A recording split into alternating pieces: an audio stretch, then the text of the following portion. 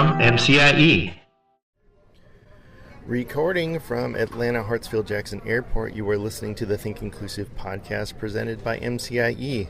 This podcast exists to build bridges between families, educators, and disability rights advocates, to create a shared understanding of inclusive education and what inclusion looks like in the real world. To find out more about who we are and what we do, check us out at thinkinclusive.us or on the socials, Facebook, Instagram, or Twitter. So why am I recording this intro from the airport? I'm on my way to Tampa/Clearwater, Florida for the 23rd International Conference on Autism, Intellectual Disability, and Developmental Disabilities. My colleague Nolan Taylor and I are presenting on MCIE's Student-Centered Planning Tools. More about that with my upcoming recap of the DADD conference. And in case you missed it, I wrote a reflection about the Council for Exceptional Children conference in Orlando earlier in January. Check that out in the Weekly-ish newsletter, weeklyish.substack.com. So today on the podcast, I interview Greta Harrison, the host of the Born Fabulous podcast. We talk about the reason for starting Born Fabulous, why hope should be an essential characteristic of an educator, and that the goal of inclusion is always life in the community. I'm so glad you're here. Thanks for listening, subscribing, and rating us on Apple Podcasts or Spotify. And now our interview with Greta Harrison. Today on the podcast, I'd like to welcome Greta Harrison, the host of Born Fabulous. Welcome to the podcast. Welcome to the Think Inclusive podcast, Greta. Thank you, Tim. It's quite an honor to be here. So, Greta, I want to talk about you and your podcast. I want to introduce you to our audience. Will you please give yourself a little bit of an introduction, and then we can talk about Born Fabulous? Okay. I'm much older than you, Tim. I have been married longer than you've probably been alive. But I grew up in the Midwest. I live in Virginia now. I came here a long time ago to go to college. And I have two beautiful, wonderful, amazing daughters. My oldest is 33, and she works for the Virginia Board for People with Disabilities, and she's head of planning, research, and evaluation. She has her master's in public policy. And my youngest, Yazzie, is 21, which is hard to believe. And she has Down syndrome. And most recently, we found out she also has autism. We found that out in August. And in this journey, I guess I've kind of done what many parents have had to do. At the last 21 years, I've really had to educate myself and really try to learn the most that I could learn to make sure that my youngest daughter, has the fullest life that she can have. And that's involved a lot of traveling across this country to educate myself. I do believe in becoming involved in your community, not just your school community, but your local community, as well as knowing what's going on nationally. All those things take time. And I decided a couple of years ago, after hearing from a lot of other parents that they didn't have the dime to do these things, or they were kind of lost, to try to give back like parents ahead of me have. One of the things, Tim, that has really, really hit me when my daughter was little, when she was a baby, was that people were already putting her in a box. You know, you're a parent, you have children. When you're a parent of kids and you take them out in public, you usually hear, oh, what a beautiful baby, or people want to ask you questions about your baby. But right away, I started getting a lot of well-meaning people giving me a lot of stereotypical answers or advice or input as to what people that they knew who had Down syndrome were doing. And they were very stereotypical things that young parents really don't want to hear. I'm not putting down any kind of meaningful work. There's a lot of people in all different kinds of jobs who want to be in those jobs. But when you're a parent of a young baby, you want to think that baby has the world ahead of them. no matter whether the baby has a disability or not. The world should be their oyster. And I noticed that that was not the case when it came to the public. That was happening far too often. So when she was little, I think she was 5 or 6, I started to notice in the media uh, Melissa Riggio, who was a self-advocate with Down syndrome in New York City. Her dad was the CEO of Barnes and Noble. Her mother was an educator. And Melissa was doing great things. Melissa was the age of my older daughter. So there was a 12-year difference between Melissa and my daughter. So I could watch and see what she could do. I could see possibilities. And Melissa was writing, and she was saying very profound things like, know me before you judge me, and having pieces published in National Geographic Kids, and having her poetry turned into music. And just watching her from afar gave me hope. I also learned early on, as I was learning that I had to educate myself and travel, I said, I was going to meet her parents one day. I just knew it. I was going to meet Melissa and her parents one day. And then in 2008, she passed away tragically from leukemia. I did not get to meet Melissa. But in 2011, I did get to meet her parents, which was a highlight. And meeting her parents was just a profound moment for me, because I saw these people who, their daughter had passed away 3 years earlier, and they were still changing the world. They were starting inclusive education in college in multiple places. They were transforming what a group home was into a much more inclusive experience. They were still changing the world in Melissa's name. And I saw that you can be the change that you want to see in the world, really, really through them. And started following, after the Riggios, a lot of other families who had kids who were doing amazing things. When you have a child who's included in the school system, one of the things that I really, really tell parents behind me is to meet those teachers before the school year starts. In an ideal system, you can do it the spring, but in my system, our school system's too big. There's too much change in staff. We can't do that. So we would usually meet the week before school starts. And you can have a one-pager, you can have a little video about your child, you can actually bring your child with you to that meeting so the new teachers can see.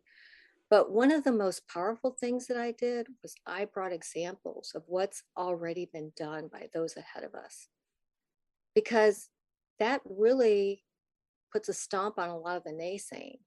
Okay, here's Melissa Riggio. I have met her parents. Her parents have said there's no reason Yazzie can't do A, B, or C. Here is Brandon Gruber. There's no reason that Yazzie can't do A, B, or C. Connor Long, A, B, or C. Name after name after name. I had so many examples to give them. And that is really, really important, because a lot of educators don't know. They haven't seen. It is their first child. They don't know what can be. So when you give them an example and they know they're not having to recreate the wheel, that really did help, I think, in a lot of situations. So a couple of years ago, I decided to just make a podcast. And Tim, I don't know what I was thinking. It's not easy making a podcast. Anybody who thinks it's easy, they just need to try. There's a lot to it, and I am not a spring chicken. I had to teach myself the editing, everything behind it. But I just wanted to do it because I wanted to get these stories of amazing people who are out there. Mm-hmm. Because every single one of them is moving the needle forward, and that's what I think we want to do. So I'm also a writer. I write for the Mighty. I'm writing a fiction book at the same time too. I really love to write. So that's your very long-winded answer there. A couple things popped in my head when you were sharing about stories. And so let me tell you a story, because okay. So you mentioned how you would bring the stories to educators about other people with Down syndrome, who were successful and stuff like that. And that communicated, well, if there's nothing that, my daughter can't do that someone else can't do. So I was a classroom teacher for 13 years. And then 3 years after that, I was a district support specialist. We had lots of different titles during those 3 years, but essentially, I would support educators, special educators, to work with students with disabilities and whether they were included or not. So that was sometimes in self contained, segregated, self contained special ed classrooms. Sometimes they were fully included, sometimes, they were not. But what your stories reminded me of was that educators don't know what is possible. And so I remember as a teacher knowing these stories and kind of sharing these stories with my families and saying things, there's no reason why your son or daughter can't go to college, essentially, right? And when I got my district level position, the feedback I got from my supervisors, the people that are above me, was like, Tim, you can't say that. You can't give these families false hope. And so here's this is my point, right? That I think there are educators listening to us right now that want to believe in the hope. I think there's families that want to believe in the hope, right? And the problem is that there's so many educators that work in systems that, for whatever reason, whether it's malicious or not, they strangle that hope. And they say, temper expectations, don't give the parents everything they want, because if you do that, then they're going to blah, blah, blah, And so, and Greta, I'm pulling back the curtain for everyone that those conversations happen all the time. And they're framed in a way that is like, oh, well, I can't believe that's what the parent wants. That's so unrealistic. Right. And not everyone's like that. And a lot of people aren't. Okay. A lot of people aren't. And educators are fantastic people. And I'm very proud to be one. I still consider myself one. And I still consider, but I don't know what happens when you're in a position of leadership that you become so jaded that is what you think. You're so cynical that you don't want to let families have that hope. Like, what kind of world do we live in that happens, right? That should be like the first red flag for people who are hiring. Hire educators with hope. If they don't have hope, don't hire them. You're absolutely right. And you're reminding me of a recent story from Twitter, which I'm recently starting to become active on. I believe he's the special education director from a small town in Massachusetts, message me. And he wanted to just have a Zoom call with me just to chat. And I said, okay. And we Zoomed, and I said, I'm kind of curious, why do you want to chat with me? And he said, well, I'm fairly new to this position, and I have a lot of parents who see us as us versus them. And I know that I always preach about relationships. And I really, really try to tell parents behind me to build those relationships, because that gets you through the hurdles. And he knew that. And so he wanted to talk to a parent who believed in that. And he just wanted to chat. But one of the great things he said was, he gets these parents who are so used to being told no, and they go over his head, and he pulls them aside and he says, just come to me, because you'll probably hear yes more than you'll hear no. And let's stop this, tug and pull. And it was such a refreshing conversation, because I thought, if only everybody could be like him. Mm-hmm. He got it. He totally got it. He said, I'm here to make the system better. He said, I know the system's broken. I know I'm not perfect, but I don't want to make it worse. I want to make it better. And, you know, just him spending, I think we chatted for almost 2 hours, just him spending that time just chatting with a stranger in another state to try to learn more about parents and the journey. You know, we need more like him. And we have to make sure our school boards and our superintendents and our administration hire people like him, because that's a very important position, which is why I go back to relationships, because parents, we have much more power than we think we do. I remember when my daughter was little, and I was in an anti-racism committee at my church, and it was a time when people seemed a little bit down. And I said, well, what can I do?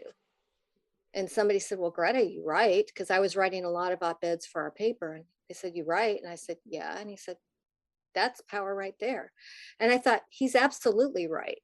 Because, the op-eds I wrote, some of them, I had a superintendent way back when my daughter was young who didn't believe. He actually said, when I went into his office, I led our special education advisory committee, and I went into his office for a private meeting. And he said, I think that the special ed department is a Cadillac, and we just don't have funding for a Cadillac. We need you to be a Pinto or something to that. He used this terrible analogy, and I'm like, are you kidding me? We had a great special ed director who was building teams and educating them and having them come back to spread that into schools. And he just chopped that off at the knees. But so there was a little tug and pull there. But always respectfully. I always tell parents, don't go to school board meetings and yell and scream. A lot of things get solved behind closed doors, again, by building relationships and by being respectful when you're at meetings. And I also wrote some op-eds that he just couldn't dismiss. So we got a mutual respect for each other. I think that's the best way I can put it. When he left, I was glad he left. We had much better superintendents after that, but at least there was a mutual respect there. And that was earned from a power that people don't think they have, from me being involved in different committees, me knowing our school board, me writing op-eds. These are things, parents, that we can do and that we need to do. I'm not going to get political here, but I'll just Okay. say a lot of people think parents can't be involved in their child's education. Well, talk to somebody whose child is included, because they're very involved in their child's education. They have to be. And it's not a secret. The curriculum guides are out there for your state and for your district. Your curriculum leaders are really, really accessible. I had so much praise for the curriculum leaders that I've dealt with in social studies and science and math. They were very thrilled that I came to them, because parents don't do that. But they helped me. They gave me materials. They helped guide me. I mean, parents, you can be involved in your child's education very, very easily. There's no reason not to be. I have a question about that. So Sure. you're talking about curriculum leaders. Are you talking about district leaders that are in charge of curriculum? Yes. Yeah. Yes. Okay. Yes. Just to clarify. Yes, the district leaders. I'm still friends with them to this day. Some of them have retired, but yes, they were amazing. Yeah. And Yeah. Yeah. I want to echo that too. With um, the difference between at a schoolhouse level, a mindset of inclusion. I find that a lot of times you have curriculum and instruction, an assistant superintendent of curriculum and instruction, or maybe a math coach or something like that, that is very open to inclusive education. And because they have a bigger picture, right? They have a bigger view of what it's all about. And so when you pitch it to them, they're like, "Oh yeah, I can see that." They're connecting the dots.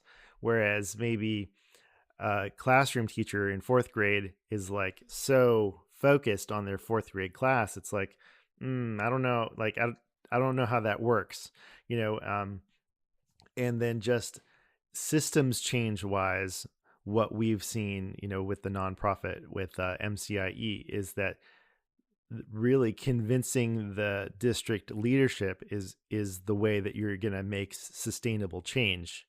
You know, you can convert as many classroom teachers as you'd like, but they don't have the power to actually make anything different. That's exactly right. It's the leadership, which again, parents, we have power with. You know, when we chose we have a very good superintendent in my area. He was in the top 4 for the country last year, and he's very well respected in Virginia.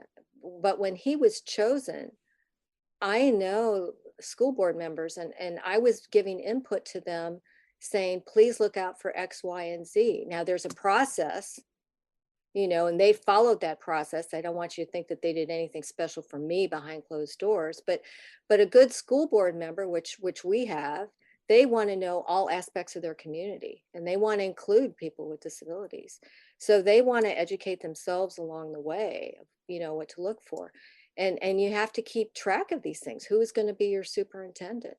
Who's going to be your new special ed director, your assistant superintendent? All these things are really, really important.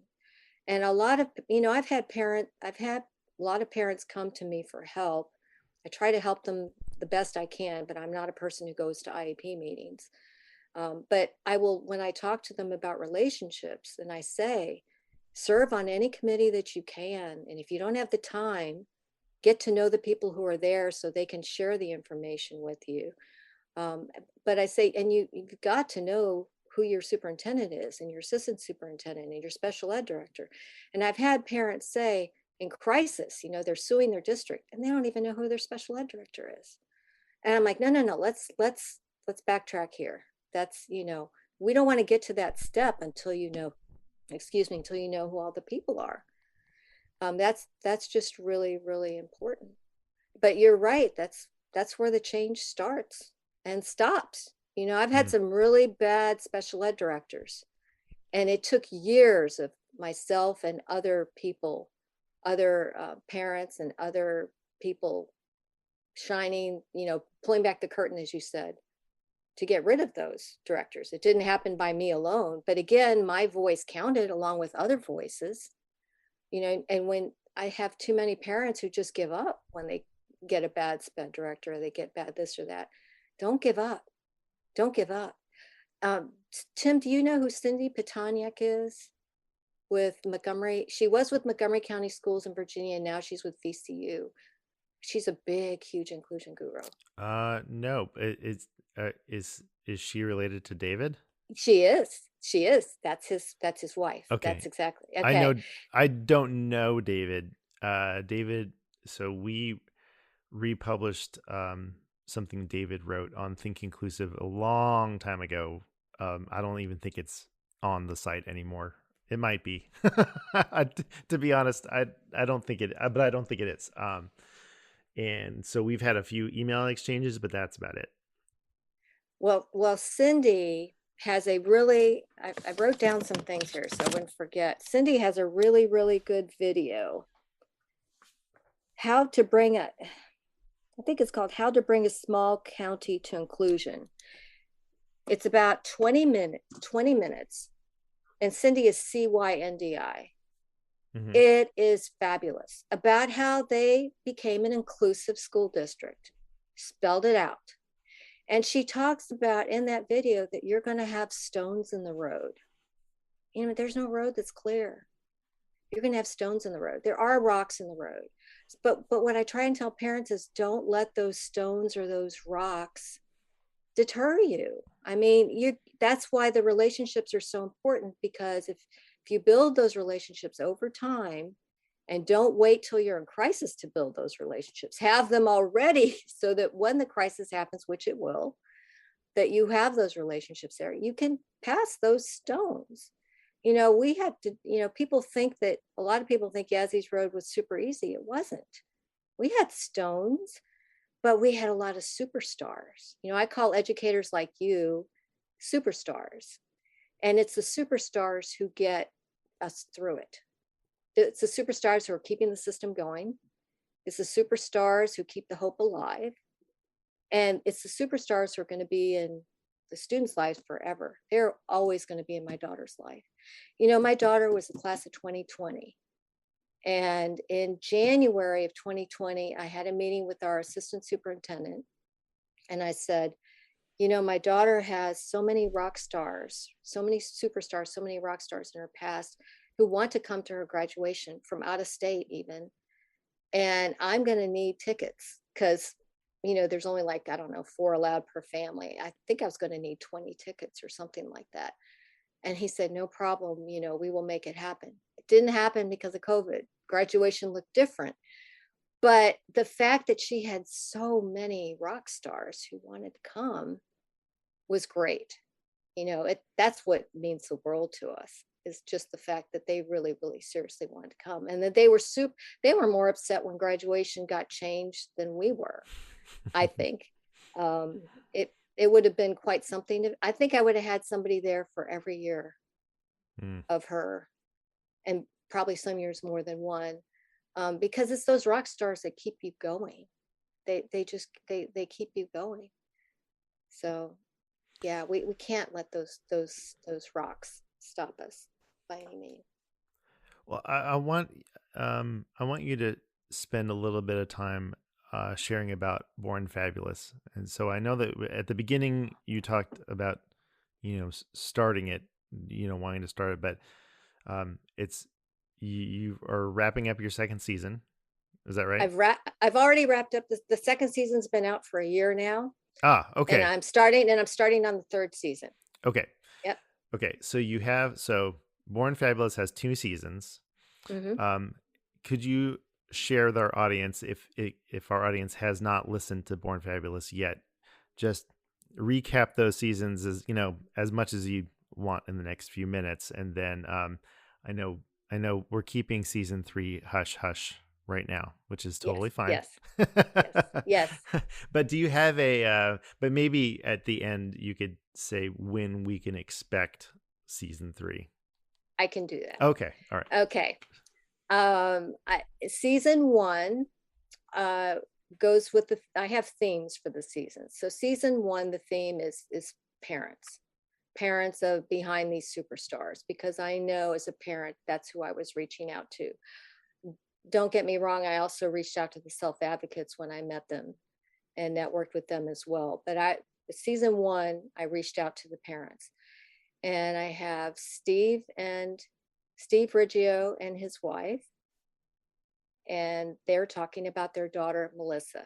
And that is my first interview. Here I am starting a podcast, which is way out of my comfort zone, Tim. And my first interview is the CEO of Barnes & Noble and his wonderful, wonderful wife, Laura Riggio. And their daughter has passed away, So it was hard. And I admire them so much. And I love their daughter so much from afar. That was hard. It was tough. But it was rewarding. We were talking about stones in the road. And here's Laura Riggio telling me that she always felt her daughter had to prove her worth in the classroom. Now, how many times have you and I heard that? And we still hear it in 2021 or 2022, whenever this airs, it'll still be true. So that was a profound moment for me, that here's, we're far more alike than different, that they had to prove their worth in the classroom. They had to move to get to a different school district, because Steve Riggio says, I was sitting in an IEP meeting and I asked everybody who knows my daughter, and nobody knew my daughter. I said to my wife, it's time to move. And they moved. There are so many profound moments in there, and they share their journey. But if you think about it, she was born in 1988. She was fully included. She was on her swim team. That's still a big hurdle for people nowadays to get on their typical sports team instead of a special team. All of these things were done way back then. It's not new. We know it's not new. So, but that's one interview. I also talked to Sandra McElwee. Do you know Sandra? She's Sean McElwee's mother. Not personally. Just I think we're Facebook friends. I think that's as close as I'm getting, or I've got. Are you familiar with Born This Way? Yes. Okay. Sean was on Born This Way, and Sandra is somebody who I knew before that because she's written 3 books. Sandra is one of those parents who is always willing to help those behind her, always. So I knew her from that aspect. And so talk to her about Sean's journey, because again, and I've heard you say this in many of your podcasts, you talk about, you ask your guests, what do you think of those functioning labels? And Sandra loves, to talk about that because people will always give her that high functioning stuff with Sean. And Sean's had many, many, many challenges, starting with, he's deaf in one ear. And, his speech was a huge issue until after he was 18, and all these things that people don't realize. People just assume because he was successful on TV that the road has been easy, but it has not. And Sean has had a lot of discrimination. And, she really, really wanted a fully inclusive journey for him and really strive for that up until a point when it became an issue. And I do want to share one quick story from Sandra. She has so many. Listening to Sandra's stories are great. But one quick story is when Sean was in high school, he wanted to be in drama class. And the drama teacher said, we have to save these seats. This is Los Angeles. We have to save these seats for people who have a future in the acting industry. So he didn't want Sean in his class. So, fast forward, Sean gets on Born This Way. They win an Emmy. She wrote that teacher a letter. Yeah, I'm sure. She didn't get a response, but she wrote a letter. It was respectful because Sandra's always respectful. I'm sure she didn't write what she wanted to write, but she wrote a letter. So teachers out there, the ones who are listening to your podcast care. It's up to them to help encourage the ones who are just around them who are totally unaware. Somebody who's listening is working with a teacher like that. And you do not know what anybody's future is going to be. How many other Emmy winning students did that guy have in his class, right? Now, yeah. Sean didn't personally win an Emmy, but the show did. I'm saying he was on a show that won Emmys. So yeah, so that's a great conversation. I could talk to Sandra forever. And then Tim Harris. Tim Harris is an amazing self-advocate. I met him, 7 or 8 years ago. He came and did a speech in my area, and I got to spend some time with his family and Tim. And that is truly one of the best speeches or presentations I've ever seen. I don't care if you love people with disabilities, without. He is a great presenter. He is a great presenter. He gets the whole room involved. You're all going, oh yeah, that's his tagline. And Tim is the most vivacious, outgoing person out there. He collects hugs. He's the first person in the world with Down syndrome to own a restaurant. He doesn't have that anymore, but he's definitely somebody I knew that we wanted to talk to and talk to his parents. So I talked to his mom, Jeannie. So she's the last one in season 1. Again, Tim had an inclusive journey up to a point when the dumping started. And that's what I call it, when disproportionate inclusion happens. We're going to have a truly inclusive world when we stop saying inclusion classes. Preach. Why are we preach, Greta? why are we doing that? Because where I live, an inclusion class means you have more IEPs than you don't. It's very disproportionate. And I can tell you, all through middle school, I had to have in my daughter's IEP very early on put no pull-outs, because the special ed teachers would just pull out all the IEPs. Well, that's not inclusion. Yeah. If they're teaching a class somewhere else for the entire time period, that is not inclusion. And when Tim got to whatever grade, I think it was 5th grade, and she saw the dumping, which is what I called it, but it was disproportionate inclusion. She was very, very disillusioned. But she made up for that in Tim's social life in high school and that story goes through, and what he did in college. Because Tim went to college long before people with disabilities were going to college like they are now. And he went to a 1-year program, and they just sent him back four more times so he could make it a 4-year program. They had him go 4 years because, they knew he wanted to open a restaurant. They knew he had to shadow somebody for a long time and really learn. And they made it, you have to think out of the box. You have to follow, self-determination. You have to follow what your child's interests are, and you have to think out of the box. How is that going to happen? And sometimes it takes more time. It doesn't happen instantly. But they knew they did not want to follow the traditional transition guidelines that most school districts have, which, by the way, every successful person that I have talked to ahead of me, be they self-advocate or especially the parents, they've said, don't stay after graduation. Just don't. Unless you're in an exceptional school district like Montgomery County, which has a partnership with Virginia Tech. That is cool. And there are some districts out there like that. So I want to give those exceptions big kudos. But the majority of districts are doing the same old after graduation for people with disabilities that they've been doing for 30 or 40 years. And it hasn't worked, and they keep doing it. Mm-hmm. And Tim's parents, to their credit, they knew that the vision that the school district had for Tim did not match Tim's vision for himself. So, they helped him create the life that he has now. He's a great public speaker.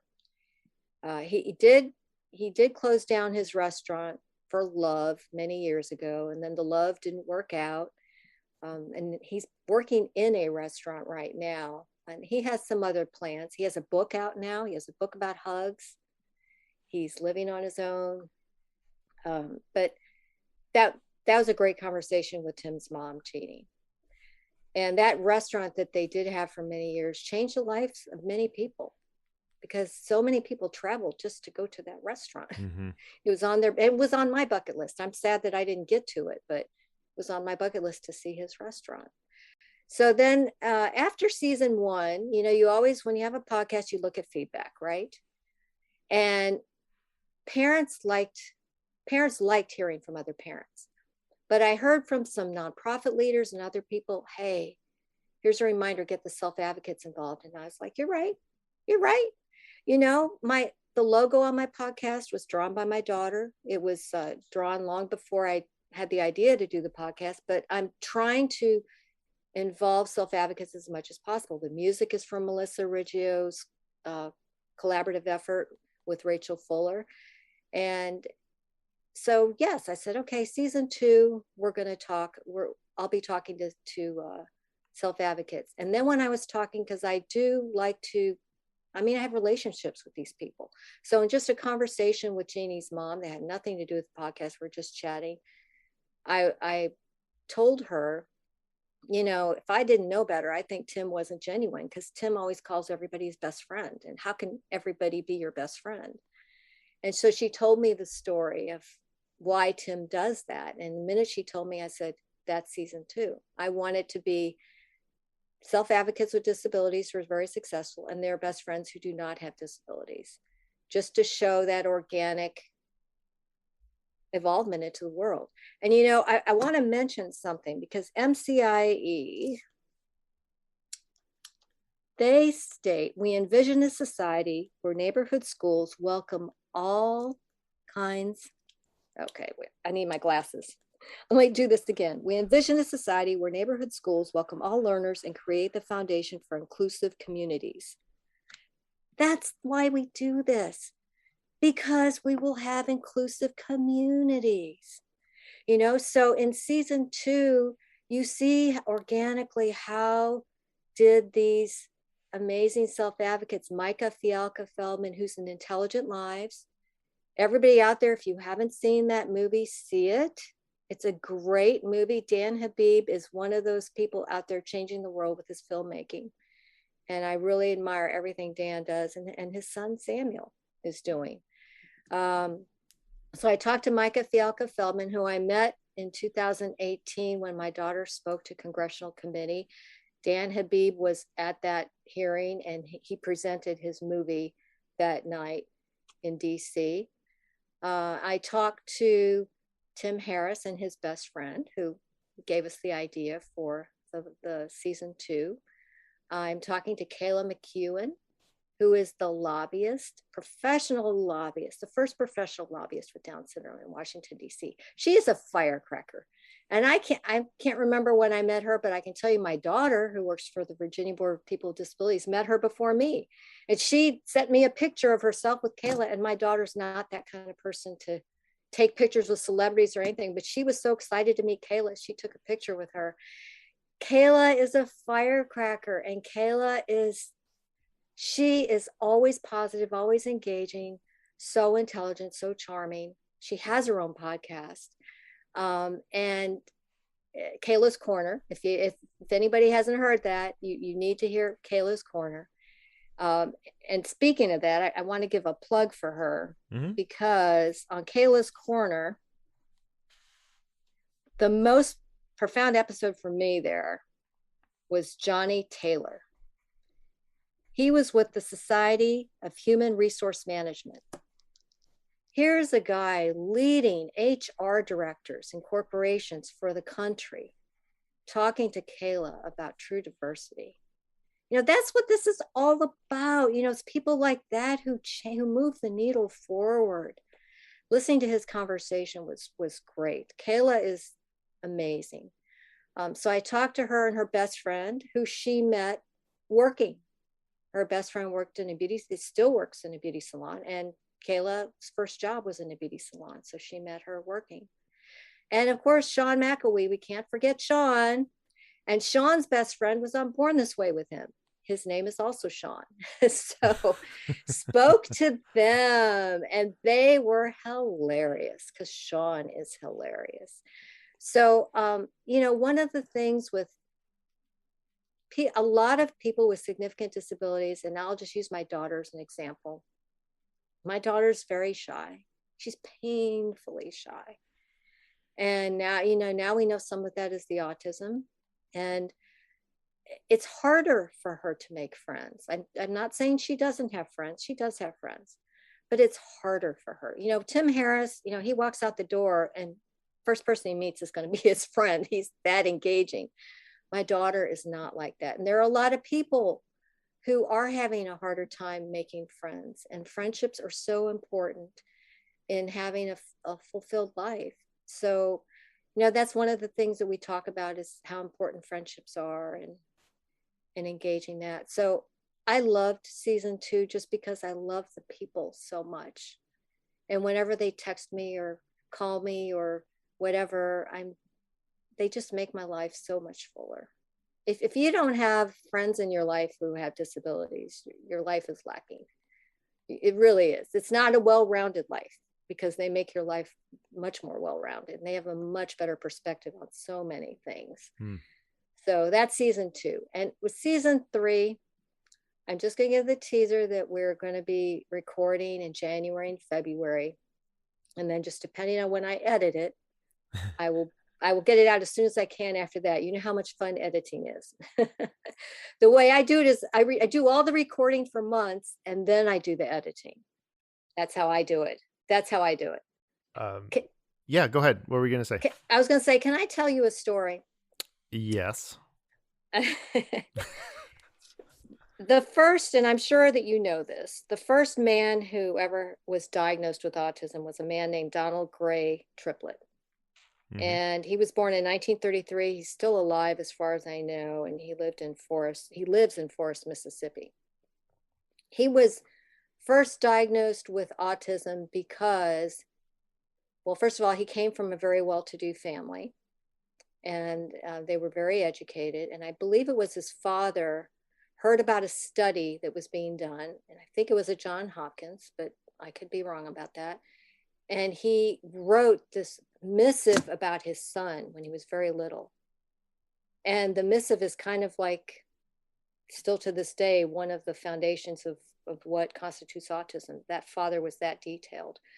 But anyways, he grew up included. He went to his school. And because of that, in his little town, he's part of the town. Everybody in the town knows him. People understand that there's certain quirks he may have, as for lack of a better word. Don't all of us have things that are different about ourselves? But he is part of that town. I believe he's in his 80s now, probably close to 90. And I learned about that recently. Also, in my town, I live in Hampton, Virginia. In my church, I go to the oldest church in the United States. It's 411 years old. It's called St. John's Episcopal Church. And I had a friend at church named Tommy Sinclair. And everybody in my town knows Tommy. Tommy had a disability. Nobody knows what it was. I don't know that it was ever diagnosed, but we know he had a disability. Tommy was included in our school. Now, Donald Triplett's mother's family started their bank in their town. So they were pillars of the town. Tommy's family had a seafood company in my town. Hampton's on the water, seafood's a big deal. They were pillars in the town. He was included in our high school. Because he was included, everybody in town knows Tommy. He did drive at one time, but he didn't drive for many years at the end of his life. He died tragically because of an accident. But Tommy could walk around everywhere, do anything, and it was his town. It's kind of what we all wish life would be like for everybody, for all of us, I think. And I look at those two examples of people who were born so long ago, who were included, and that inclusion got them true inclusion in their communities. And I struggle to think why. What leaders, city council members, mayors, city managers, I'm talking to you, everybody out there. It's to the benefit of your cities and your towns and your counties and your communities to really make sure that disability is part of your inclusion effort. So I just wanted to mention that. Tommy is on my heart a lot. Our church recently dedicated a playground to him because he loved children. But I want a life like that where wherever my daughter ends up, she's part of the community. And she already kind of is, because she was fully included in her schools. She's fully included in her place of worship. She's fully included in whatever she does. And that just organically are little steps towards hopefully having that fully inclusive life in the future in the community. But I just wanted to throw that out there because I've talked to some parents of some very successful people lately who are not inclusion fans, and they were anti-inclusion. And me, I say I'm a rabid inclusionista. So when I hear anti-inclusion, I can't just listen to that, especially when there's younger parents, listening to, and not say something. So I always step in and say, I understand why you feel that way, but what you are is you're anti, don't do it wrong. Because their experience of inclusion was it wasn't properly supported or implemented, which really wasn't inclusion. But that's what happens all Bingo. the time. Yeah. Yes. All the time. Yes. So yeah, I just inclusion so that all of us can have that world around us that mirrors what it should. I'm 61 years old. I didn't have anybody with disabilities going to school with me. And I went to school in a pretty progressive area in Minnesota. That's where I graduated from high school. I did not have anybody with disabilities. In fact, there are people that I went to school with after Yazzie was born who told me that they had had siblings with Down syndrome who were sent away to institutions. I never even knew they had the sibling, Mm-hmm. So, yeah. Greta, will you tell our listeners where people can find you, where your podcast is at, if your Twitter handle, if you have a website, stuff like that? All right. You can find my podcast anywhere podcasts are heard, including your smart speaker. I won't say the name because it'll pop up if I say it. But you can also go to www.bornfabulous.com, which is the website. My Twitter handle is podcast @podcastborn. My Facebook page, my personal one is Greta Galvez Harrison, Galvez Harrison. And my the podcast one is Born Fabulous Podcast for Facebook. I am on Instagram, but I have to admit, I'm still trying to learn Instagram. So I'm kind of weak there. I could use help there. But it's Born Fabulous Podcast on Instagram as well. So that's where you can find me. Fantastic. Make sure you go ahead and check out those links and like and subscribe to Born Fabulous. Greta Harrison, it's been a pleasure. Thank you for being on the Think Inclusive podcast. Thank you so much, Tim. I really, really, really appreciate it. That will do it for this episode of the Think Inclusive podcast. Subscribe to the Think Inclusive podcast via Apple Podcasts, the Anchor app, Spotify, or wherever you listen to podcasts. Have a question or comment? Email us your feedback at podcast@thinkinclusive.us. We love to know that you're listening. Thank you to patrons Veronica E., Sonia A., Pamela P., Mark C., Kathy B., and Kathleen T. for their continued support of the podcast. When you become a patron, your contribution helps us with the cost of audio production, transcription, and promotion of the Think Inclusive podcast.